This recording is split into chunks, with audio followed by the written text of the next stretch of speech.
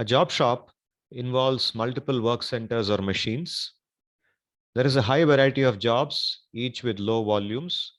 The level of repetition is also very low. The flows in a job shop typically are jumbled, and there is a lot of crisscrossing of the routes. Scheduling in the job shop is considered to be difficult, and a high level of flexibility is expected in the organization and its workers. A schematic diagram of the job shop will look like this. As you can see, there are several work centers here. Assume that a job A first requires machine 1, then machine 4 and machine 2 in that sequence. Job B requires machines 3, 4 and 6 in that sequence. Job C, machines 1, 2 and 6. And job D, machines 5, 6 and 2. So you can see the crisscrossing and jumbling of flows. Now let's do a simple exercise. A job shop has two work centers, W1 and W2. In the morning on a particular day, the manager finds that 3 jobs are pending. Job A requires 5 units to be produced and needs only W1. The setup time is 10 minutes and the processing time per unit is 3 minutes. Job B requires producing 3 units using only W2. The setup time is 15 minutes and the processing time per unit is 10 minutes.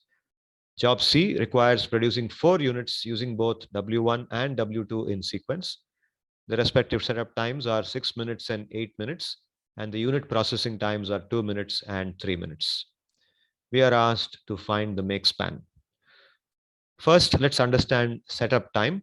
Setup time is the time needed to prepare a machine for a given job after the previous job has been completed. Make span is the total time duration required to complete a set of jobs. So this schematic represents our job shop. We have two work centers, W1 and W2, and you can see the routes that jobs A, B, and C are taking. Now let's make a table to understand the different times involved, the start times and the end times of the different jobs and how much time they take of each of the work centers. Let's look at job A first. Job A requires only work center 1. Job A begins at time t equal to 0. And at work center 1, there is 10 minutes lost in the setup time. Subsequently, the 3 units of job A each require 5 minutes for their processing. You can see how setup time is independent of the number of units. Only the processing time depends on the number of units processed. So totally we have 10 plus 3 into 5, that is 25 minutes of workstation 1 or work center 1's time has been taken by job A. As a result, job A completes its work at work center 1 at time t equal to 25. It doesn't require any further work and therefore it exits at time t equal to 25. Job B requires only work center 2 and therefore it starts its work at work center 2 at time t equal to 0. 15 minutes are spent for setting up work center 2 for job B. Then each of the 3 units of job B require 10 minutes of processing, and therefore 15 plus 3 into 10, that is 45 minutes of work center 2's time is taken by job B. Subsequently, you can see at t equal to 45, job B completes its work at work center 2 and exits.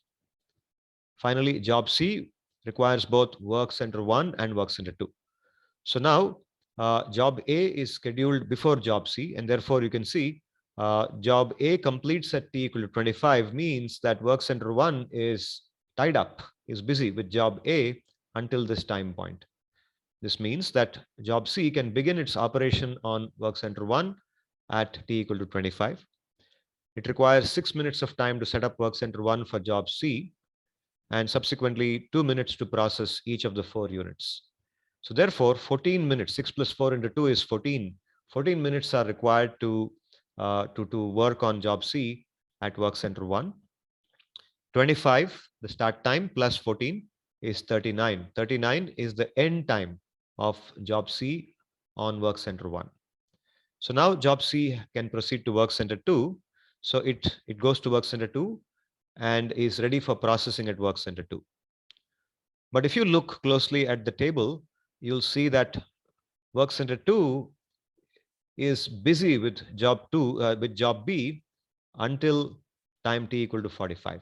So when job C reaches work center 2 at t equal to 39, work center 2 is not ready to start working on job C. Subsequently, job C has to wait until t equal to 45 for it to begin processing on work center 2, which means it waits for at least 6 minutes.